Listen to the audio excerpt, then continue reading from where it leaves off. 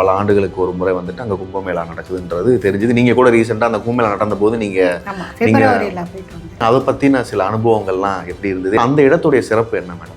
ஆக்சுவலாக கும்பமேளா போனது அப்படிங்கிறது ஒரு சுவாரஸ்யமான அனுபவம் அப்படின்னு தான் சொல்லலாம்.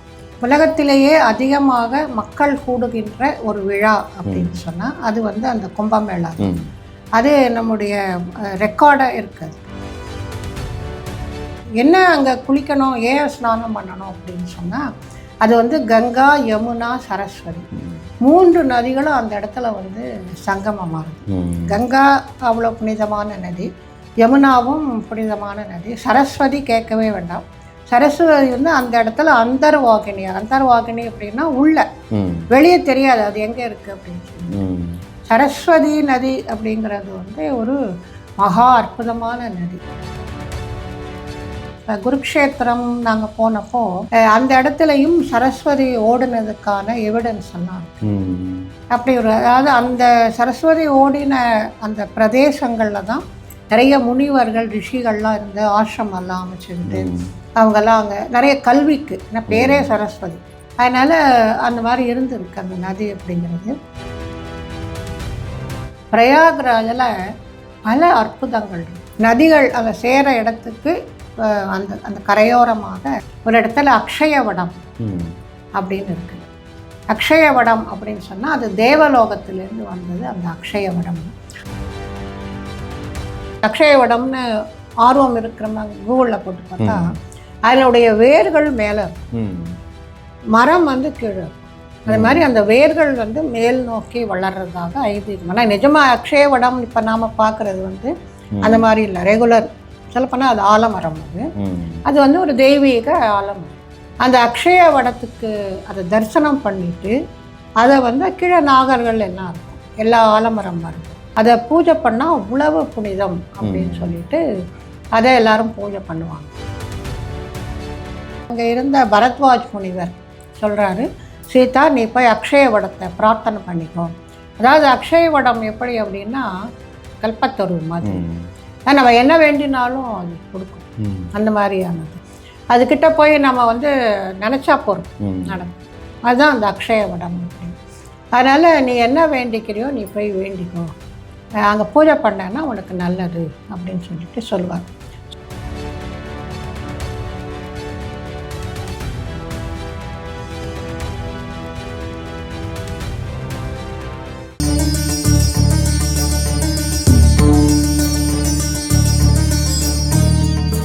வணக்கம் மேடம். வணக்கம். மீண்டும் உங்களை சந்தித்ததில் மகிழ்ச்சி. பரிகார ஸ்தலம் நேரில் சார்பாகவும் என் அன்பான வணக்கம். இப்போது கடைசியாக கூட பாபாஜி கேவுக்கு நீங்கள் போயிட்டு வந்திருந்தீங்க போன மாதம். அதை பற்றி கூட நம்ம போன வீடியோக்களெல்லாம் நம்ம பேசியிருந்தோம், பாபாஜி கேவுடைய அனுபவங்கள் அப்படின்னு சொல்லிட்டு. இப்போ தான் போயிட்டு முடிச்சுட்டு நீங்கள் வந்திருக்கீங்க. உடனே உங்களை 10 நாள் தான் ஆச்சு. ஆமாம், வாரம் போயிட்டு. இப்போது இன்றைக்கி நம்ம பிரயாக்ராஜ் அப்படின்ற ஒரு இடத்த பற்றி நீங்கள் சொல்கிறதா இருந்தீங்க மேடம். அதுவும் நான் கேட்டு தெரிஞ்சுக்க ரொம்பவே எனக்கு ஆர்வமாக இருந்தது. அந்த 3 நதிகளின் சங்கமம்னு சொல்லிட்டு அதுக்கு அந்த பிரயாக்ராஜ்னு இப்போ கூட அது பெயர் மாற்றம் பண்ணி பிரயாக்ராஜ்னு இப்போ அழைக்கப்படுது. ஆக்சுவலாக நீங்கள் சொல்லி தான் எனக்கு அது அந்த இப்போ தெளிவுபடுத்திக்கிட்டு அங்கே அந்த இது கும்பமேளா வந்து அந்த இடத்துல தான் நடக்குது.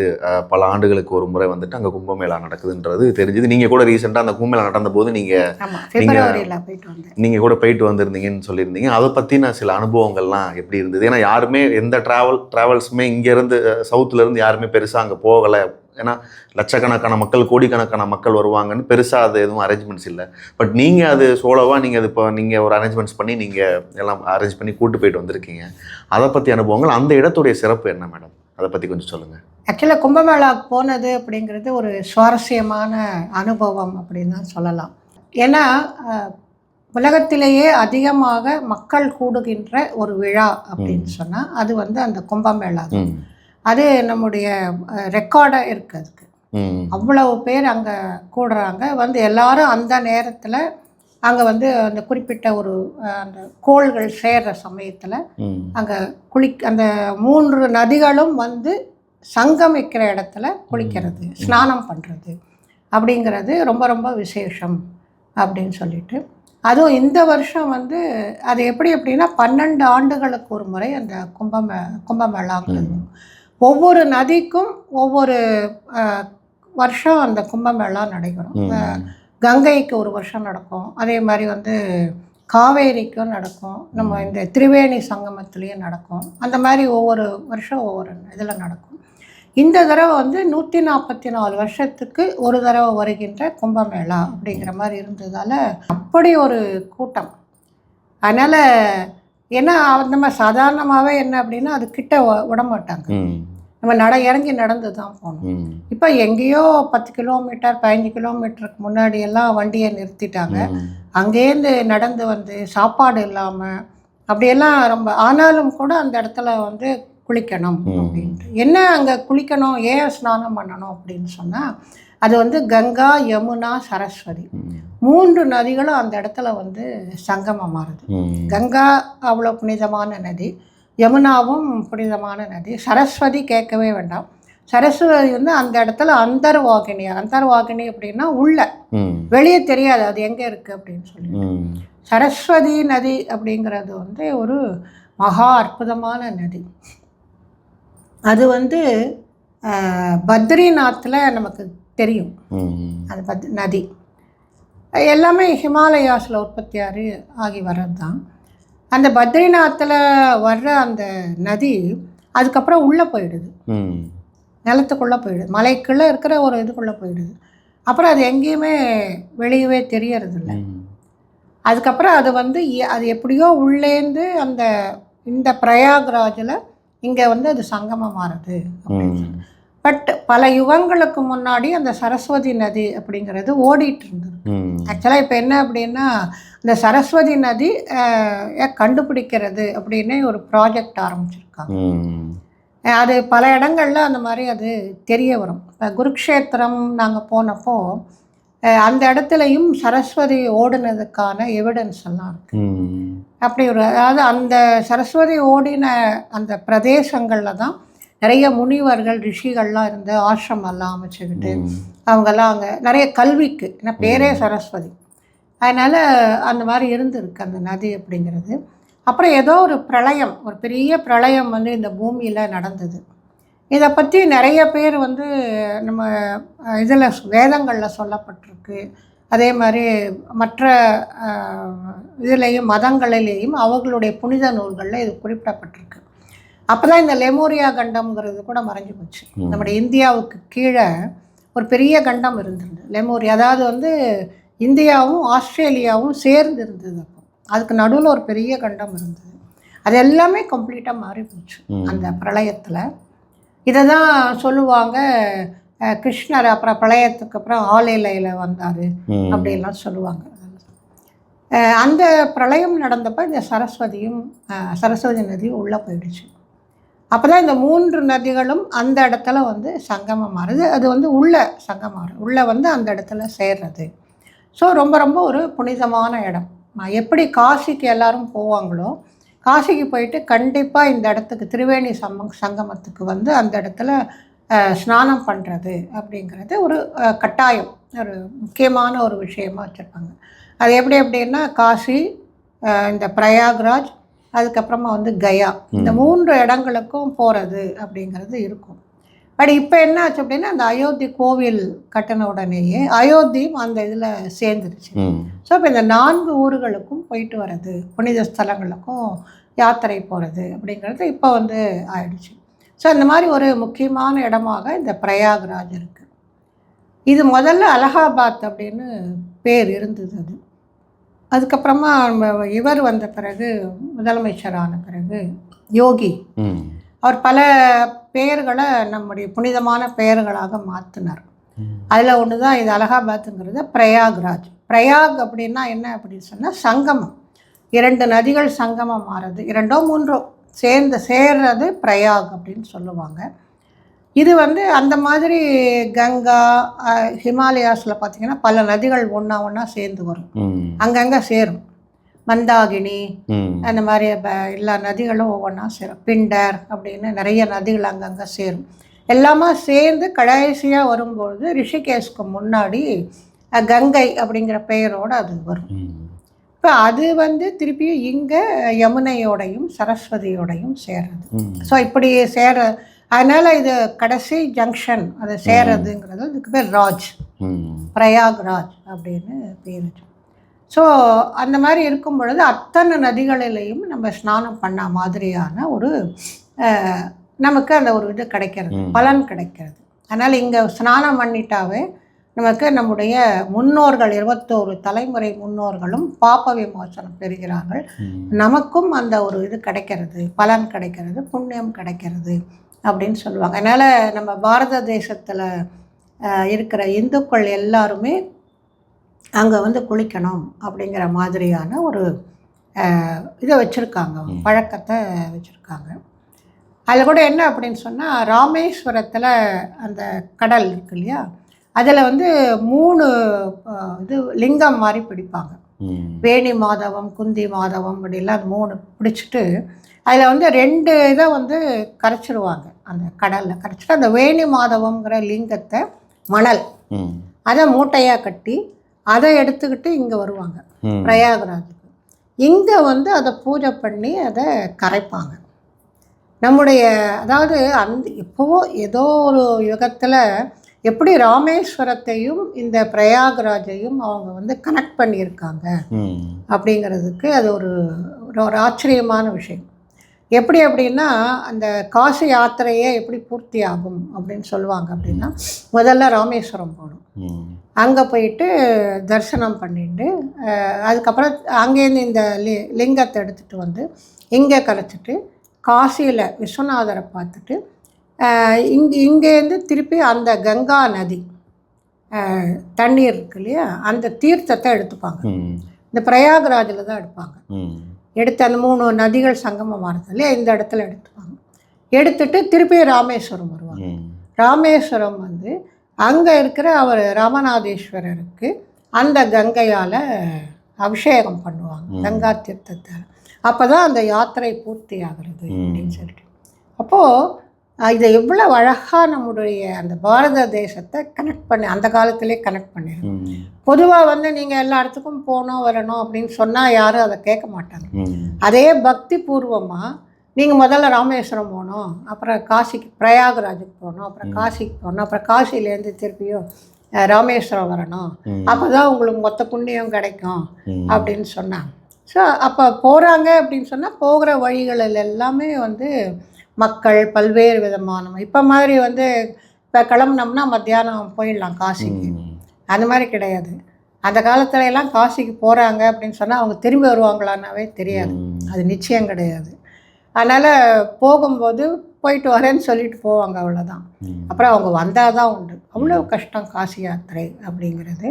ஸோ அப்போது அதில் ஆர்வம் இருக்கிறவங்க அந்த மாதிரி எல்லாம் போயிருக்காங்க. அப்படியும் நிறைய பேர் காசி யாத்திரை போயிருக்காங்க. போயிட்டு கடவுளை தரிசிக்கிறது அப்படிங்கிற பழக்கம் எல்லாம் இருந்திருக்கு. நம்முடைய பாரத தேசங்கிறது அவ்வளவு புனிதமாகவும் இருந்திருக்கு.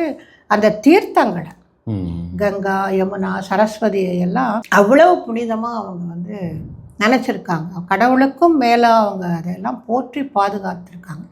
அதனால்தான் அந்த சுற்றுச்சூழல் அப்படிங்கிறது புனிதமாக இருந்திருக்கு. இப்போ நம்ம எல்லாத்தையும் எல்லா எல்லா நீர்நிலைகள்லாம் எவ்வளோ குப்பை போட முடியுமோ அவ்வளோ குப்பை போட்டுக்கிட்டு இருக்கோம்.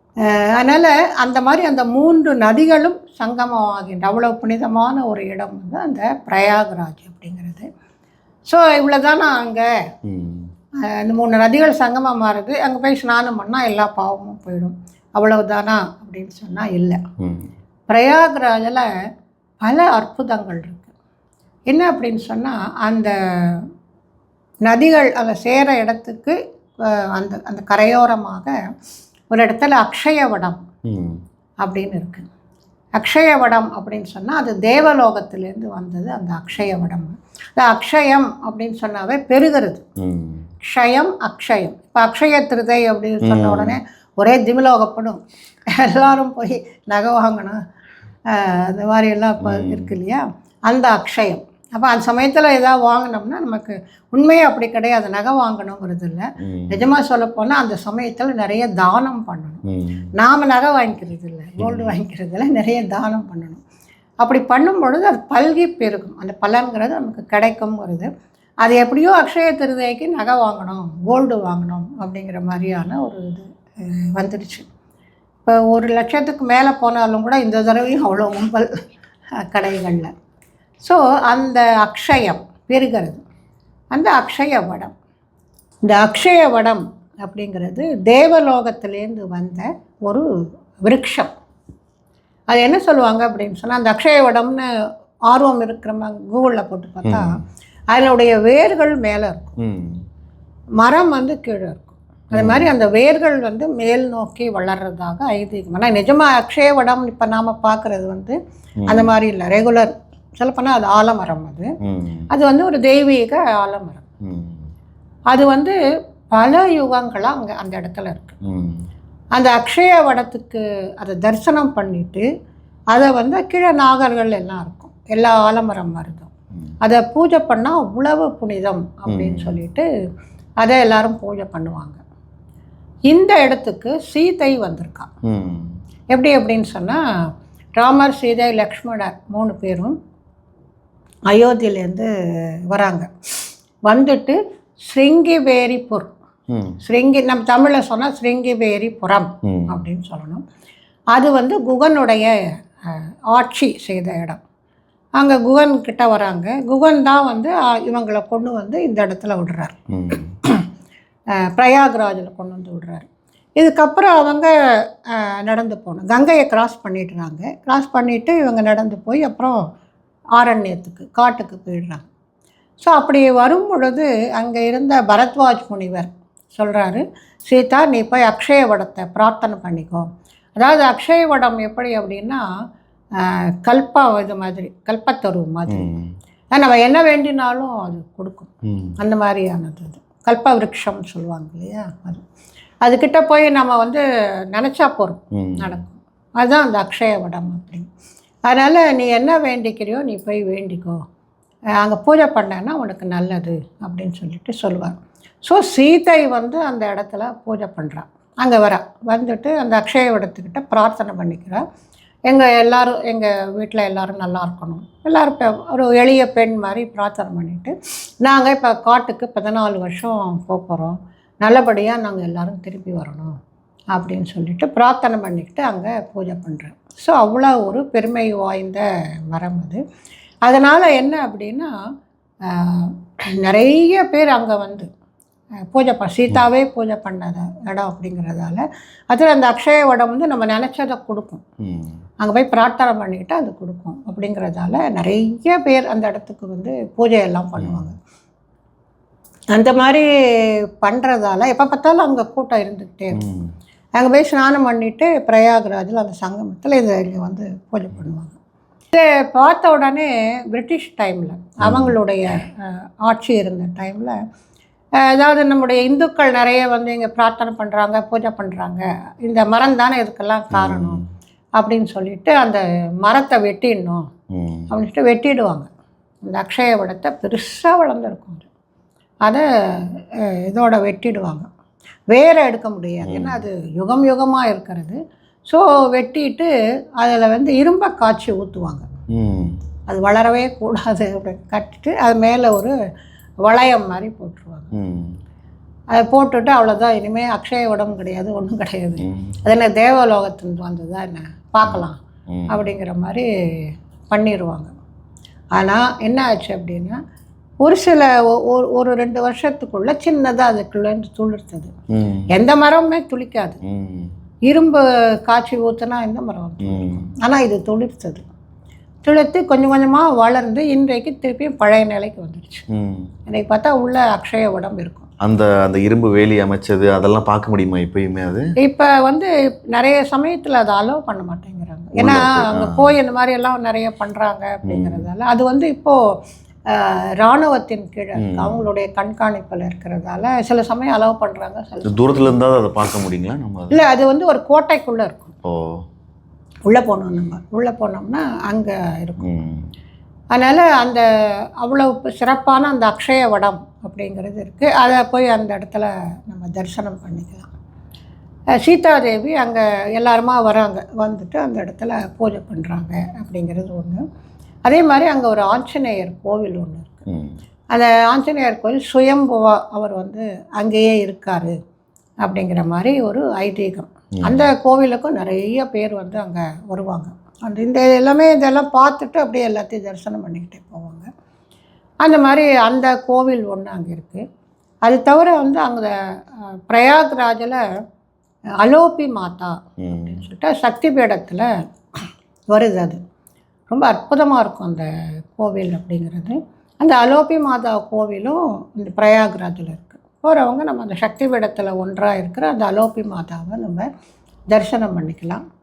பட் என்னை பொறுத்த வரைக்கும் நான் தரிசனம் பண்ணது அப்படிங்கிறது அங்கே லலிதா தேவி இருக்கா. அதாவது லலிதா தேவி வந்து இப்போது அது எங்கே இருக்குன்னே தெரியாமல் போயிடுச்சு. நாங்கள் தேடி கண்டுபிடிச்சின்னு போனோம். லலிதா தேவி வந்து அம்பாளுடைய விரல்கள் விழுந்த இடம் அப்படிங்கிற மாதிரி சொல்லுவாங்க. ஸோ அங்கே போய் தரிசனம் பண்ணிக்கிறது அப்படிங்கிறது இப்போ அந்த கோவிலே இருக்கா இல்லையான்னு தெரியல. நாங்கள் போகும்பொழுதே ஒரு மாதிரி தான் இருந்தது. பட் இது அலோபி மாதா ரொம்ப ஃபேமஸ் ஆகிட்டோம். அதுவும் கொஞ்சம் தூரம் ஒரு ஆட்டோவில் போகலாம், அந்த அளவுக்கு தான். அந்த பிரயாக்ராஜ்லேருந்து அந்த இடத்துக்கு போனால் அந்த சிறப்பும் ஒன்று இருக்குது.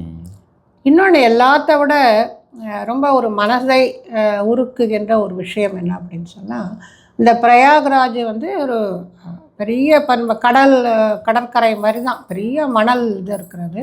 ஏன்னா கங்காங்கிறது ஒரு நதி, யமுனாங்கிற ஒரு நதியே பெரிய நதி. ஸோ ரெண்டும் வந்து சங்கமம் மாறுதுங்கிறது அப்போ எவ்வளோ பெருசாக அந்த நதிகளுடைய இது இருக்கும். அதில் அதனுடைய அந்த கரை மணல் வெளிங்கிறது ரொம்ப பெருசாக இருக்கும். எல்லாமே மைல் கணக்கில் தான் அங்கெல்லாம் வண்டிகள் போகிறதுங்கிறதெல்லாம் முடியாது. அந்த இடத்துல நம்முடைய ஜெயேந்திர சரஸ்வதி சுவாமிகள் ஒரு சங்கராச்சாரியாருக்கான ஒரு கோவிலை கட்டியிருக்கார். அந்த கோவில் வந்து அதில் பல நம்ம சொன்னாவே மனசை கஷ்டப்படுத்துகிற ஒரு நிகழ்வுகள்லாம் நடந்தது. ஆனால் அது வந்து ஒரு தியாகம் அப்படின்னு சொல்லணும். குமாரில பட்டர் அப்படின்னு இருந்தார். அதாவது அப்போ வந்து இந்த சைவம், வைணவம், அதுக்கப்புறம் வந்து சமணம், இதுக்கெல்லாம் ஒருத்தருக்கு ஒரு கிளாஷ் நடந்துக்கிட்டு இருந்த சமயம். பௌத்தம் இதெல்லாம்.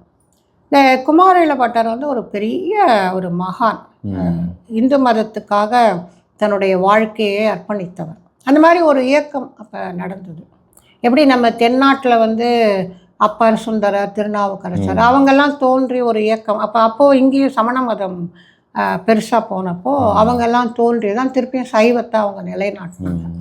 அந்த மாதிரி அங்கேயும் பல பெரியவர்கள், ஆதிசங்கரர் எல்லாம் தோன்றினது அதுக்காக தான். அப்போ இந்த குமாரில பட்டரும் அதுக்காக தோன்றினது. அவர் வந்து வேத சாஸ்திரங்களில் அவ்வளவு பிரமாதமாக எல்லாமே கற்று அப்படி இருந்தார். அவருக்கு வந்து இந்த சமணர்களோட வாதிட்டு அவர்களை வெல்லணும் அப்படிங்கிறது. சரி, அப்போ வாதிடணும் அப்படின்னு சொன்னால் அவங்க அந்த சமண மதத்தில் என்ன இருக்குன்னு தெரிஞ்சால் தான் இவர் வாதம் பண்ணணும். அவங்க அதுலேருந்து ஒன்று எடுத்து விட்டாங்கன்னா இவர் எப்படி பதில் சொல்ல முடியும் இல்லையா? ஸோ அதனால் அதை நாம் கற்று அதுக்கப்புறம் நம்முடைய மதம் உயர்ந்த மதம் அப்படிங்கிறத நாம் எஸ்டாப்ளிஷ் பண்ணணும் அப்படிங்கிறதுக்கோசரம் அவர் என்ன பண்ணார் அப்படின்னா, அந்த தான் வந்து யார் அப்படிங்கிற மாதிரி இல்லாமல் பேரெல்லாம் மாற்றிக்கிட்டு சமண மதத்தை தழுவி அங்கே போயிட்டார். அங்கே போய் முழுக்க அவர் எல்லாத்தையும் படிச்சுட்டு அதுக்கப்புறமா வெளியே வந்து அவர்களோட அந்த வாதுக்கு அழைத்தார். அதெல்லாம் அந்த காலத்தில் ஒரு வழக்கம், வாதாடுறது அப்படிங்கிறது. அப்போ அவர் வாதிட்டு எல்லாரையும் வந்து ஜெயிச்சுட்டு அதுக்கப்புறம் அவர் ஜெயிச்சா என்ன கண்டிஷன்னா, அவங்க வந்து நம்முடைய தாய் மதத்துக்கு வந்துடணும். ஸோ எல்லோரும் வந்துடுறாங்க. அதுக்கப்புறமாக இவர் என்ன யோசிக்கிறார் அப்படின்னு சொன்னால், அதுதான் அந்த காலத்தில் எப்படி ஒரு தர்மவான்களாக ஒருத்தர் இருந்திருக்காங்க அப்படிங்கிறதுக்கு. அதாவது வாதிட்டார், போனார், படித்தார், வாதிட்டார், ஜெயிச்சார், எல்லாம் ரைட்டு. ஆனால் அந்த குருவுக்கு துரோகம் பண்ணியிருக்கார். அதாவது பொய் சொல்லி, நான் சமண மதத்தில் சேர ஆசையாக இருக்கேன், எனக்கு எல்லாம் சொல்லிக் கொடுங்க அப்படின்னு சொல்லிட்டு பொய்யை சொல்லி அந்த குருவுக்கிட்ட கற்றுக்கிட்டு அந்த குருவுக்கே துரோகம் பண்ணிட்டார். எந்த வேண்டுமானாலும் மன்னிக்கலாம் நம்முடைய சனாதன தர்ம பிரகாரம். ஆனால் இந்த துரோகம், குறிப்பாக குருவுக்கு துரோகம் பண்ணுறது அப்படிங்கிறது வந்து அதுக்கு ஒரு இதுவே கிடையாது, விமோச்சனமே கிடையாது. அப்போ அந்த குரு துரோகத்துக்கு என்ன தண்டனை அப்படின்னா, இந்த உமி உமி இருக்கு இல்லையா, ம் ம் நெல் மேலே வரும். நெல் நிறைய மேல, பேருக்கு தெரியாது. இப்போ உங்களுக்கெல்லாம் தெரியுமானே தெரியல. நெல் இது பண்ணி அதை இது பண்ணும்போது அதில் உமியாக வெளியில் அந்த ஸ்கின் வந்து ம் உள்ளே இருக்கிற அரிசியை தான் நம்மலாம் சாப்பிட்றோம் இல்லையா. அந்த அதுதான் அது பேர் தான் உமின்னு பேர். அந்த உமியை நல்லா பெருசாக குவிச்சு அதுக்கு நெருப்பு மூட்டுறது. ம் நெருப்பு மூட்டுனா அது எரியவே எரியாது. ம் ஆனால் என்னன்னா அதுக்குள்ளே தணல் இருக்கும், அவ்வளவு ஹீட் இருக்கும். அது எரியிற தன்மையே கிடையாது. அப்படி கொமைஞ்சு கொமைஞ்சு கொமைஞ்சு அது என்ன ஆகும் அப்படின்னா கருகி போயிடும். ம் அவ்வளோதான், அது எரியவே இராது அதனுடைய தன்மை. ம் அதனால் அந்த உமியை குவிச்சு அதுக்குள்ளே இவர் உட்காந்து, அப்பா. அதாவது அப்படின்னா அணு அணுவாக சாகிறது, ம் கொஞ்சமாக இல்லை. அது வந்து கற்பனை கூட செய்ய முடியாது. அந்த குரு துரோகத்துக்கு அதுதான் பனிஷ்மெண்ட்டு அப்படின்னு சொல்லிட்டு அவர் தனக்குத்தானே அந்த தண்டனையை பண்ணிக்கிறார். அது நடந்த இடம் இன்றைக்கு அந்த ஆதிசங்கரர் கோவில் இருக்கிற இடம், அது நடந்த இடம். இதை கேள்விப்பட்டு ஆதிசங்கரருடைய காலம் அது. அதனால் அவர் கேள்விப்பட்டு அவர் என்ன பண்ணுறாரு அப்படின்னு சொன்னால், இவரை வந்து பார்க்குறார். எதுக்கு இந்த மாதிரி இவ்வளவு கொடுமையாக நீங்கள் இது பண்ணீங்க, நீங்கள் நம்முடைய தர்மத்துக்காக தானே நீங்கள் இதை பண்ணீங்க அப்படிங்கிறப்போ, எதுவானாலும் சரி, ஆனால் குரு துரோகம்ங்கிறது தப்பு இல்லையா அப்படின்னு சொல்லிட்டு ஆதிசங்கரருக்கு நிறையா அவர் சொல்லுவார், உபதேசங்கள்லாம் பண்ணுவார். பண்ணிவிட்டு இது வந்து நானே எனக்கு ஏற்படுத்தி கொண்டது, நீங்கள் அதை பற்றி வருத்தப்பட ஆக்சுவலாக கண்ணீர் விடுவார் ஆதிசங்கரர் அவரை பார்த்துட்டு. அதை நம்மளால் கற்பனையே பண்ண முடியாது. அது அவ்வளோ அந்த ஹீட்டு கொடுக்கும் அது, அந்த இதுங்கிறது. சட்டை எரிஞ்சு போனால் கூட, எரிஞ்சு போகிறதுங்கிறது இப்போல்லாம் பெட்ரோல் ஊற்றியெல்லாம் எரிச்சுக்கிறாங்க இல்லையா, அதுவே ரொம்ப கொடுமை தான் அந்த தீக்காயங்கிறது. இது வந்து கொஞ்சம் கொஞ்சமாக பண்ணுவாங்க. அதனால் அந்த மாதிரி அவர் அப்படி மறைந்து போகிறார். அது நம்முடைய சனாதன தர்மத்திற்காக அவர் செய்த ஒரு பெரிய தியாகம். அதனால தான் நம்முடைய ஜெயேந்திர சரஸ்வதி சுவாமிகள் அந்த இடத்துல வந்து ஒரு அற்புதமாக ஒரு கோவில் கட்டியிருக்கிறார், ஆதிசங்கரர் கோவில். அது ஆதிசங்கரர் தான் அங்கே இருப்பார். பட் குமாரில பட்டருடைய அந்த கதையெல்லாம் அங்கே ஓவியங்களாக வரைஞ்சி வச்சுருப்பாங்க. ரொம்ப அற்புதமாக இருக்கும் இந்த கோவில்ங்கிறது. இதெல்லாம் தான் அந்த பிரயாக்ராஜனுடைய நம்ம போய் பார்க்க வேண்டியது, நமக்கு யுகம் யுகமாக அங்கே இருக்கிற விஷயங்கள் அப்படிங்கிறது. இப்போது இந்த கும்பமேளா நடந்தது, இதான் 144 வருஷத்துக்கு ஒரு தடவை அப்படிங்கிறது. அப்போ எனக்கு போகணும் அப்படிங்கிறது இதுவாக, ஏன்னா எனக்கு காசியில் ஒரு நண்பர் இருக்கார். நான் பொதுவாக இந்த மாதிரி யாத்திராவுக்கு போகும் பொழுது அவர் தான் இதெல்லாம் அங்கே நமக்கு உதவியெல்லாம் செய்வார். அவர் தான் அந்த ஆசையை மூட்டி விட்டார், நீங்கள் கும்பமேளாவுக்கு வாங்கலை அப்படின்ட்டு. நான் நினச்சே பார்க்கல, அதெல்லாம் போகவே முடியும், ஏன்னா பயமுறுத்திட்டு இருந்தாங்க. அப்புறம் சரி அப்படின்னு சொல்லிட்டு தைரியமாக போகலாம் அப்படின்னு நம்ம ஃப்ரெண்ட்ஸ்கிட்ட எல்லாம் பேசும்போது அதில் ஒரு 12 பேர் சேர்ந்தாங்க. நான் அவங்கக்கிட்ட ஸ்ட்ரிக்டாக சொன்னது, உங்களுக்கு சாப்பாடு கிடைக்காது, ரூம் கிடைக்குமான்னு தெரியாது, ரோட்டில் கூட படுத்துக்க வேண்டியதாக இருக்கும், அதே மாதிரி வந்து மைல் கணக்கில் நடக்க வேண்டியதாக இருக்கலாம், இதுக்கெல்லாம் ஓகேன்னா வாங்க, இல்லைன்னா வராதிங்க அப்படின்னு சொல்லிட்டேன். எல்லாருமே இல்லை நாங்கள் வரோம் அப்படின்ட்டு. அது ரொம்ப ஒரு த்ரில்லிங்காக இருந்தது. ஆனால் கடவுளுடைய அருளால் எங்களுக்கு அந்த மாதிரி எங்கேயுமே ஒரு நிலை வரவே இல்லை.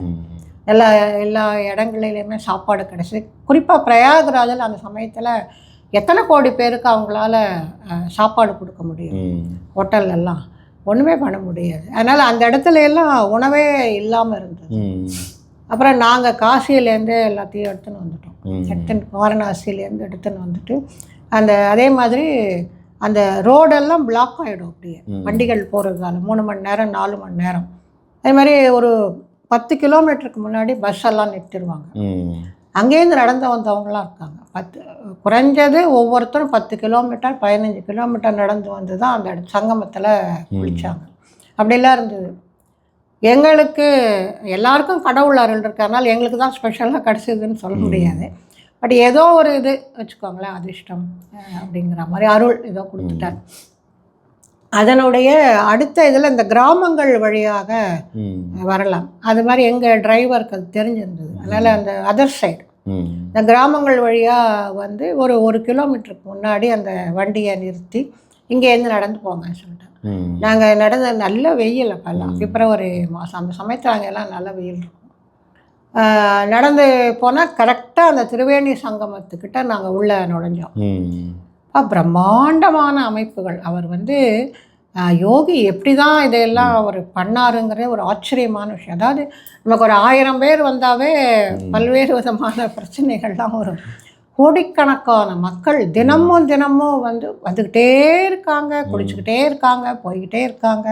எல்லாரும் இந்த இவங்கெல்லாம் வடநாட்டாரெலாம் அந்த தலையில் இது மாதிரி வச்சுக்கிட்டு மூட்டை மாதிரி கட்டிக்கிட்டு அவங்க மாதிரி நடந்து போய்கிட்டே இருக்காங்க. குழந்தைகள், பெரியவர்கள், ஆண்கள், பெண்கள், வயசானவங்க, அதெல்லாம் ஒரு காண கிடைக்காத காட்சிகள். அதாவது கஷ்டம் அப்படின்னா கூட அந்த கஷ்டப்பட்டு ஒன்றை செய்யும் பொழுது நமக்கு அதில் நிறைய நமக்கு ஒரு சந்தோஷம் கிடைக்கும். ஒரு சேலஞ்சு தானே வாழ்க்கையில், இதுவும் ஒரு சேலஞ்சு தான்.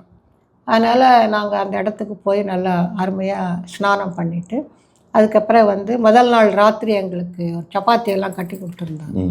அதையெல்லாம் ஒரு மரத்துக்கு கீழே வச்சு சாப்பிட்டுட்டு அப்புறம் அயோத்திக்கு போயிட்டோம். அயோத்திக்கு போனால் அதாவது என்ன பண்ணுறா, அதாவது வாரணாசியிலையும் அயோத்தியிலையும் ஒரு கட்டத்தில் யாருமே தயவு செஞ்சு வராதிங்க அப்படின்னே அனௌன்ஸ் பண்ணாங்க. ஏன்னா ஆல்ரெடி ஃபுல் ஆகிடுச்சாங்க அந்த கும்பமேளா டைமில். கும்பமேளா டைமில் ஏன்னா வாரணாசி ஃபுல் ஆகிடுச்சு, அயோத்தி ஃபுல் ஆகிடுச்சு.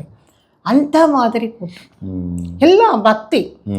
இத்தனை நடந்ததே தவிர அங்கே ஒரு திருட்டு நடந்தது இல்லை ஏதோ தவறாக யாராவது பிஹேவ் பண்ணாங்க, ஒரு கேஸ் அந்த மாதிரி கிடையாது. அதில் தான் அந்த ஒரு பெண்ணு கூட குராத்தி பெண்ணு மணி வைக்கிறப்போ அவளை ஃபோட்டோ எடுத்து வச்சு அவள் ரொம்ப ஃபேமஸ் ஆகிட்டா இல்லையா, அதெல்லாம் அப்போ நடந்தது தான். அதனால் அதுக்கப்புறம் நாங்கள் அயோத்திக்கு போனோம். போயிட்டு அவ்வளவு கூட்டம்னா கூட்டம், நம்ம நின்னா போகிறோம், அவங்களே தள்ளின்னு போயிடுவாங்க, நம்ம நடக்கவே வேண்டாம். அந்த மாதிரி லட்சக்கணக்கில் கூட்டம், எல்லா இடங்கள்லையும் நல்லா தரிசனம் பண்ணிக்கிட்டு வந்தோம். அந்த கும்பமேளா அப்படிங்கிறது அவ்வளவு விசேஷம், அவ்வளோ ஒரு புனிதமான சமாச்சாரம். ஸோ அந்த பிரயாக்ராஜ் அப்படிங்கிறது நம்முடைய பாரத தேசத்தினுடைய ஒரு புண்ணியமான ஸ்தலம், மகா புண்ணியமான ஸ்தலம் அப்படின்னு சொல்லலாம். அங்கே இந்த மாதிரி நிறைய விஷயங்கள் அங்கே இருக்குது. இப்போ போகிறப்போ என்ன பண்ணுவாங்கன்னா நேராக போய் அங்கே குளிச்சுட்டு நேராக வந்துடுவாங்க. அப்படி இல்லாமல் இந்த இடங்களை எல்லாம் கூட பார்க்கும் பொழுது நமக்கு நம்முடைய அந்த சனாதன தர்மத்தை பற்றி நமக்கு ஒரு சந்தோஷம், ஒரு பெருமிதம் அப்படிங்கிறது இருக்கும். பொதுவாக இப்போ அவங்கெல்லாம் என்ன பண்ணுறாங்கன்னா குழந்தைகளை எல்லாம் கூட்டிகிட்டு போவாங்க. இப்போ நம்ம தென்னிந்தியாவிலேருந்து எல்லாம் வயசானவங்க தான் போவாங்க, குழந்தைகளெல்லாம் யாரும் கூட்டிகிட்டு போக மாட்டாங்க. பட் அவங்க அப்படி இல்லை, ஃபேமிலியாக வராங்க, சின்ன சின்ன நண்டு சிண்டு எல்லாத்தையும் கூட்டிகிட்டு வந்தாங்க. அப்போ தான் அவங்களுக்கு தெரியும் நம்முடைய பெருமைங்கிறது. அந்த மாதிரி நம்மவர்களும் அந்த மாதிரி போகும் பொழுது நம்முடைய குழந்தைகளை எல்லாரையும் கூட்டிகிட்டு போய் இந்த மாதிரி இடங்களை எல்லாம் காண்பிக்கும் பொழுது, எங்கேயோ ரோமுக்கு போகிறோம், சுவிட்சர்லாந்து போகிறோம், அதெல்லாம் கூட போகலாம், தப்பு கிடையாது. இதையும் நம்ம இந்த மாதிரி இடங்களை எல்லாம் நம்ம காமிச்சோம் அப்படின்னு சொன்னால் அவங்களுக்கு நம்முடைய தேசம், பாரத தேசம் பெருமை. இப்போ வேர்ல்டு நம்பர் 1 இருக்காங்க நம்முடைய லீடர், அவர் தான் நம்பர் 1. ஸோ அந்த மாதிரி நம்முடைய பெருமையை நாம் தெரிஞ்சுக்கலாம். அதில் ஒரு முக்கியமான இடமா இருக்கிறது இந்த பிரயாக்ராஜ் அப்படிங்கிற திரிவேணி சங்கமம். ரொம்பவே சிறப்பாக இருந்தது மேடம். அந்த பிரயாக்ராஜ் பற்றி நீங்கள் இவ்வளோ விஷயங்கள் இருக்கா அப்படின்னு, அந்த கும்பமேளா பற்றி இவ்வளோ விஷயங்கள் இருக்கா, அங்கே நடந்த சம்பவங்கள்லாம் இவ்வளவு தகவல்லாம் நீங்கள் எங்களுக்கு சொன்னது ரொம்பவே சிறப்பாக இருந்தது. கேட்டவங்களுக்குமே இது அதில் இந்த கும்பமேளா டைமில் தான் அந்த நாகாஸ் வருவாங்க, சாதுஸ், அகோரிகள்னு சொல்லுவாங்க. அகோரிகள் வருவாங்க, நாகாஸ் வருவாங்க. அதில் என்னென்னா இந்த நாகாஸ் எல்லாம் இமயமலையில் தான் இருப்பாங்க. அவங்க அப்படி அதாவது நாகாக்களுக்குன்னு ஒரு நாள், அகோரிக்குன்னு ஒரு நாள், சன்னியாசிகளுக்குன்னு ஒரு நாள் அப்படி பிரித்து விடுவாங்க. அப்போ தான் கட்டுப்படி ஆகும். அப்போது அதில் என்ன வரும்னா இந்த நாகாஸ் இமயமலையிலேருந்து வராங்க. ஆனால் இவங்களை நம்ம அந்த திரிவேணி சங்கமம் இடத்துல அவங்க வரிசையாக நடந்து வருவாங்க. அதுக்கு முன்னாடி அவங்கள நம்ம பார்க்கவே முடியாது. அதே மாதிரி அவங்க ஸ்நானம் பண்ணிட்டு போன பிறகு அவங்க எப்படி போனாங்கன்னு தெரியாது. அது ஒரு மிராக்கிள்னே சொல்லலாம். அவங்கள எங்கேயுமே நம்ம வழியில் பார்க்கவே முடியாது. அது ஒரு ஆச்சரியமான விஷயம். ரொம்பவே சிறப்பாக இருந்தது மேடம். நீங்கள் சொல்லியிருந்த அந்த விஷயங்கள் எல்லாமே ரொம்ப அற்புதமாக இருந்தது. இன்னொரு பதிவுலையும் நம்ம இதை பற்றி அடுத்த நம்ம பேசலாம் மேடம். நன்றி, வணக்கம்.